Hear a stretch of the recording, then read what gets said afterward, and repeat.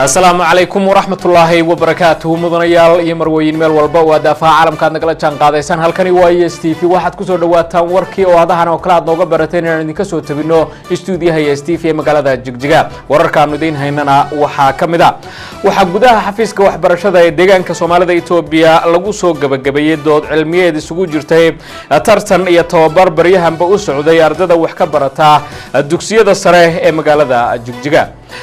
waxa howlka shirarka ee degmada Wardheer ee xarunta gobolka Doolana ka qabsoomay shirkii qiimeynta waxqabadka 9 bilood ee la soo dhaafay degmooyinka gobolka Doolo ee sanad miisaaniyaedkan 2010 qodobadaas iyo kuwa kale oo xubinta ciyaaruhu ka mid tahay ayaan wararka idin ku haynaa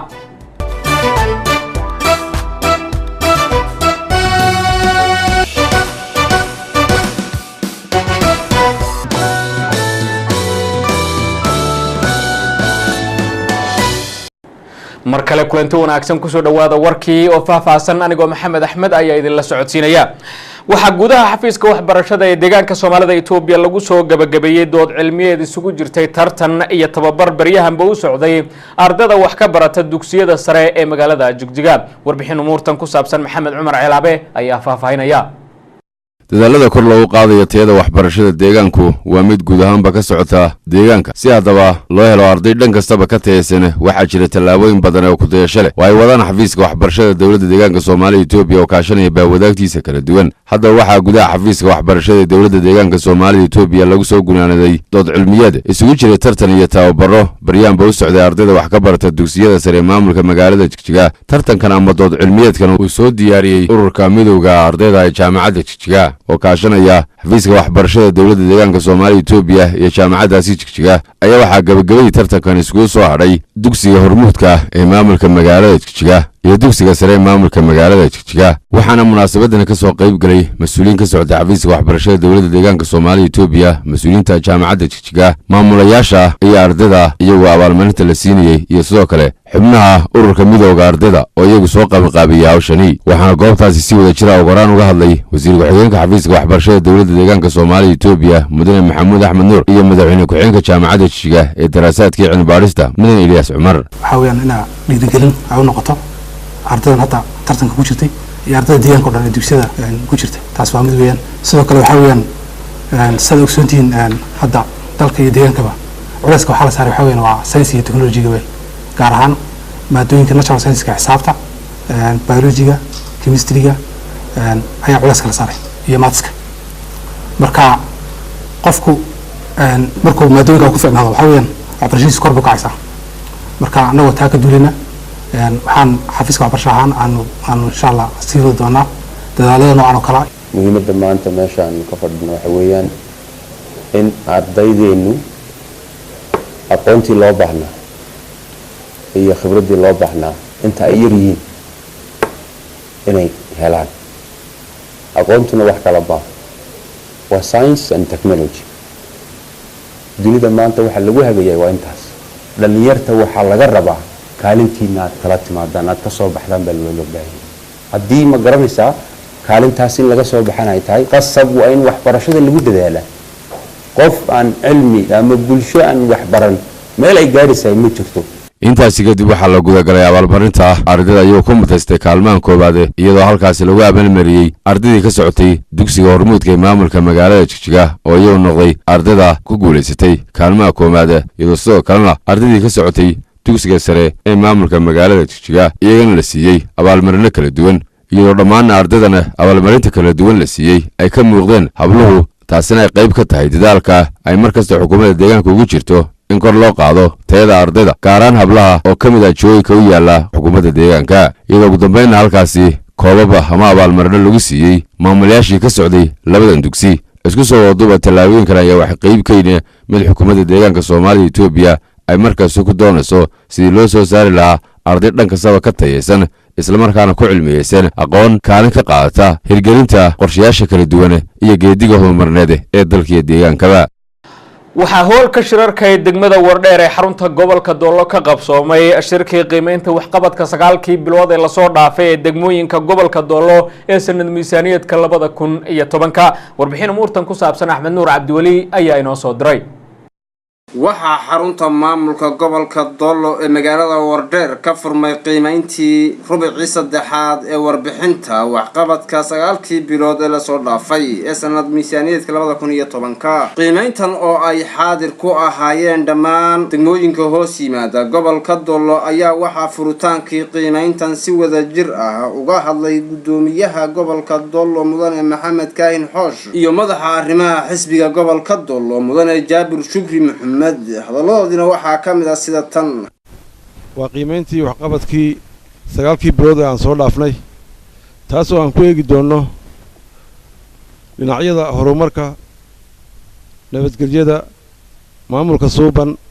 arrimaha xisbiga iyo xiriirka dadweynaha aan eegi doonaa natiijadii ka soo baxday shaqo abuurkii loo sameeyey dhalinyaradii kala duwaneyd iyo natiijooyinkii ka soo baxay iyadoo aan xoogga saari doono hirgelintii qorshihii baabaca iyo ka faa'iidaysiga roobabkan sidii looga faa'iideeyay bulshada ku dhaqan guud ahaan gobolka Doolo degmo walba si ay uga faa'iideyso haddaba qiimayntan oo lagu eegi doona waxqabadkii birihii aan soo dhaafnay ee dhanka horumarka iyo qorshayaashii u yaalay degmooyinkaasi ayaa waxaa qiimayntan ugu horeyn bilaabay degmada Galaadi ee gobolka Doolo Nuur Cabdiwali telefishinka caalamiga iyo STV gobolka Doolo qaar ka mid ah dhalinyarada ku bahowday nidaamka iskaashatooyinka ee ku dhaqan qabalaha Baandheer ee degmada Filto ee gobolka Liibaan oo ka mid ah dhalintii ka faa'iideysatay fursadihii shaqo abuurka ayaa bogaadiyay sida ay uga faa'iideysteen qorshihii xukuumaddu ay u hirgelisay dhinaca ka faa'iideysiga wax soo saarka beeraha aadan maxamed ayaa warbixintan inoo soo diray kani waa maxamed oo yaambadiisa u soo qaatay subaxii inuu ku foorsado dhulka diina saaranjiinka webiga Gannaale ee qabalaha Baandheer maxamed oo fursadana maanta sugayay inay mar uu noloshiisa isbedel weyn ku imaan doonto ayaa maanta ka mid ah dhalinyartii fursada dahabka ka helay xukuumadda wuxuuna maxamed ka mid yahay dhalinyaradii iskaashatooyinka loo sameeyay ee lacagaha deynta la maahiyay maxamed ayaa waayo badan noloshiisa dulsaar ku ahayd dad kale wuxuuna u ordi jiray si uu naftiisa u badbaadsado isagoo maalinna waxeli jiray maalinna jeebadiisu ay maran tahay uu hooyan jiray maxamed ayaa maanta u noqotay waa cusub oo u bariyay kana raystay noloshii mugdiga badnayd ee soo martay waayihiisa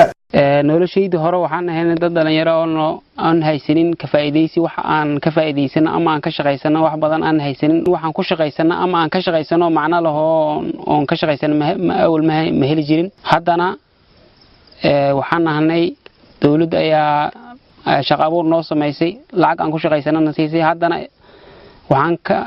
shaqeysanaa hanti annaga aan leenahay oo aan ku soo saarno xoogga inaan ku soo saarno kaliya maxamed kuma koobna noloshan uu maanta ku jiro ee waxaa kala mid ah kumanaankii dhalinyarta ah ee deymaha la siiyay shaqo abuurkana loo sameeyay oo ugu horeeyo muumin oo ay isku iskaashato yihiin waxaan ka mid ahay 20 xibnood ee iskaashatada Baandheer ka dhisan isugu midowday inay xoogsato wax soo saarato waxaan nahay markii hore dad aan waxba haysanin u shaqeeya dad kala duwan wax soo saar u sameeya mushqaayad nolol maalmeed ka sameeyay ee lacag ka qaato xukuumadeena ayaa noo sameeyay inaan ururno nasiiso waxaan ku shaqeysano isugu yimaadno faa'iido aan ka gaarno dhalinyartan isbedel doonka maanta ku hamiyeysa inay guryo iyo gawaari ka gataan oo ay nolosha meel wanaagsan ka gaadhaan waxayna u mahad celinayaan xukuumadda maanta jirta oo aysan marnaba ilaawi doonin maadaama uu xisbigu u rumeeyay riyadoodii ay mar walba ku riyoon jireen marka hore waxaan ahayn dad mugdi ku jiro oo mugdi ku dheelmana haddana waxaan isleenahay aftiin baan dareenay wax badan shaqadii loo sameeyay wax badan bay ka faa'iiday shaqo bay fahamtay oo qaabka u shaqeysatay bay baratay meel sare aan ka gaaro maxaan ku dhahaa aan wax ku qabsado lacag faa'iido dheer aan ka helay gaariyaal aan ka gato maxaan ku dhahaa guriga aan aad ugu qiimo badan aan ka dhistay maxaan ku dhahaa hanti aan ka helan aan keegsanad waxaan higsanayaa inaan aad iyo aad nolol aad u wanaagan ee tan dunida looga nool yahay ayaan higsanayaa inaan gaaro xukuumadana waxaan mahad celin ugu celinayaa xukuumadeena xisbigeena ee horumarka iyo wax soo saarka iyo nolosha wanaagan inayna gaarsiisay qaybna gaarsiisay hor u gaarsiisay aad iyo aad mahad ayaan ugu celinayaa ilaahay baa mahad iskale waa dawlad horumarineed waa xisbi horumarineed waa xisbi nololeed. gudoomiyaha degmada Fiiltu Marwe Khadiije Aadan ayaa dhankeeda inoo sheegtay inay dawladdu mar walba diyaar ula tahay taageero walba oo lagu horumarinayo bulshada dhalinyartuna ay tusaale cad u yihiin siyaasadii ay xukuumaddu ka lahayd. run ahaantii waa tan aad arkaysaan 7 hektar ilaa 6 hektar oo basal ah yaa saaran halka kale waxaan ku soo marnay galeydii waxaan soo marnay qajigii waxaan soo marnay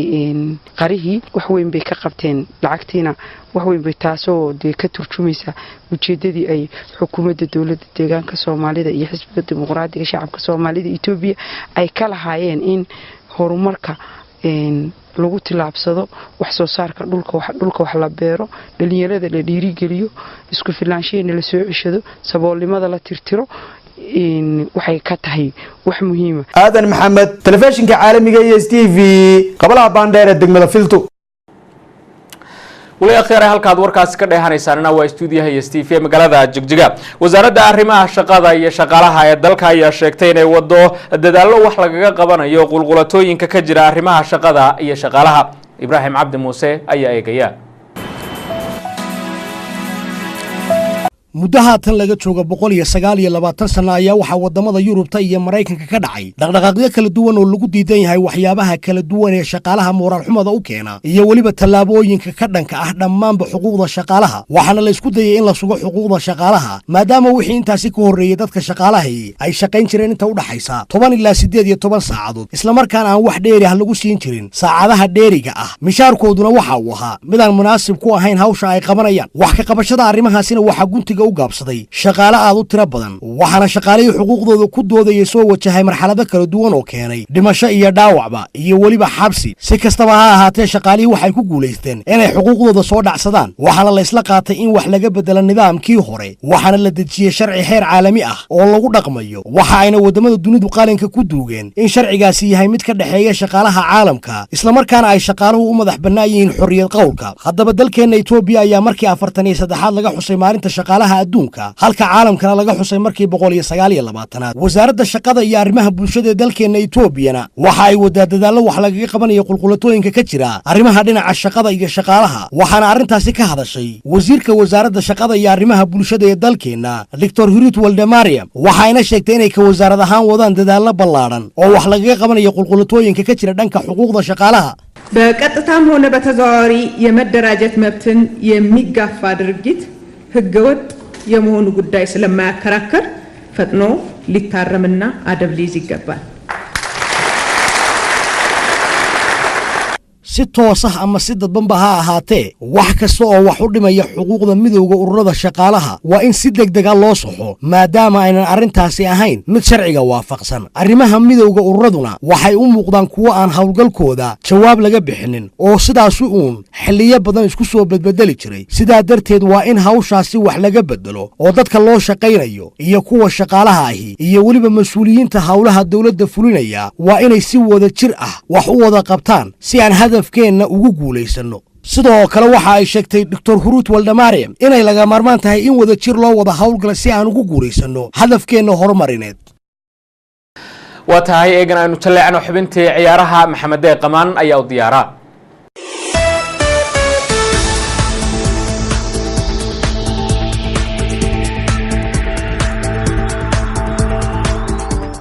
Chelsea ayaa doonaysa inay dalab u dirto kooxda Manchester United iyadoo ka doonaysa weeraryahanka Manchester United Antonio Martial. Geeska qaar ayaana sheegaya in Roman Abramovich uu heshiis la gaaray Antonio Martial. Chelsea ayaa lagu soo warramaya inuu dhaqaaqayso weeraryahanka Manchester United Antonio Martial. Milkiilaha Blues Roman Abramovich ayaa doonaya in xagaaga dambe uu xoojiyo kooxdiisa isla markaana uu ciyaartoy badan diro isagoo keenaya ciyaartoy kale. Chelsea ayaa isku diyaarinaysa in la soo saxiixato Antonio Martial oo ka tirsan Manchester United. Abramovich ayaa doonaya inuu xoojiyo kooxdiisa markay daafacan waayeen kooxdiisa horyaalka Premier League. Chelsea ayaan ku qiimeynaysa Antonio Martial adduun lacageedu gaaraya 50 milyan oo gini. Rashford's on the turn. Martial's on his way. It's 4-0 Manchester United. ugu dambeyntiina Romelu Lukaku ayaa taamu noqon doona kulanka finaalka FA Cup ee la ciyaarayaan Chelsea kadib dhaawac anqowga oo ka soo gaaray kulankii Arsenal. Romelu Lukaku ayaa laga saaray kulankii Manchester United ee guusha gaadhay kooxdaas Arsenal. Iskaankii la saaray ayaa muujinaya in weeraryahanka reer Belgium uusan dhibaato qabin. Manchester United ayna wajahaysa Chelsea finaalka FA Cup-ka 19 May. Romelu Lukaku ayaa taamu noqon doona inuu ciyaaro Manchester United finaalka FA Cup-ka ay ku ballansan yihiin Chelsea garoonka Wembley Stadium 19 May. waxaana jira walaaca in xidiga uu goolasha badan United uu seegi karo kulankan kadib markii uu dhaawac ka soo gaaray kulankii Arsenal ee Old Trafford dhaawac anqowga kaasoo qalad ku galay ciyaaryahanka Konstantinos Mavropanos. si kastaba ha ahaatee baaritaankii Lukaku ee anqowga midig ayaa xaqiijiyay inuusan wax dhibaato ku seegin isla markaana ku soo laaban doono garoomada. Lukaku ayaa lagu bedelay Marco Rashford. tababaraha Manchester United Jose Mourinho ayaa sheegay in Lukaku ku soo bilaaban doono line-up-ka uu ku ciyaaray xilli ciyaareedkan. weeraryahanka reer Belgium ayaa Old Trafford ku yimid adduun lacageedu gaaraya 75 milyan kaasoo kaga soo wareegay kooxda Everton xagaagii. Lukaku ayaa dhaliyay 17 gool dhammaan tartamada oo dhan kadib guusha ka gaareen Arsenal. tababaraha United ayaa aaminsan in Lukaku taamu noqon doono kulanka finaalka Wembley Stadium. Especially when Romelu Lukaku's around, and the man who can't stop scoring bags another one for Manchester United.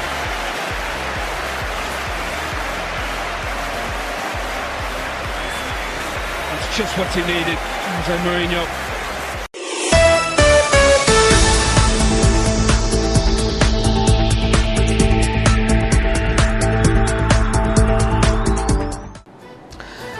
akhyaarta qiimo iyo qadarinba mudan ee hawada nagala xidhiidho intaasi waxayna ugu eeg warkii oo aad kala socoteen ESTV tan iyo kulantideena dambe aniga akhyaartiga la qayb gashay tabinta warkan isku duubni waxaanu idinku dhaafaynaa. Assalaamu calaykum waraxmatullaahi wabarakaatuh.